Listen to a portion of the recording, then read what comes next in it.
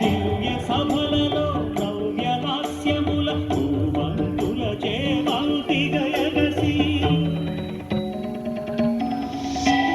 నీరద మండన నారద తుంగుర మహతీ గానపు మహిమలు తెలిసి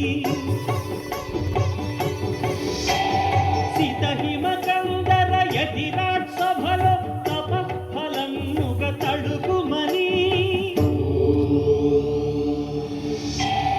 తల్లితనముకై కల్లడిల్లు ఆలక్కమాంబ గర్భాలయములో ప్రవేశించే ఆనందకము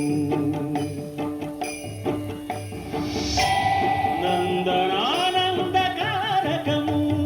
అన్నమయ్య జననం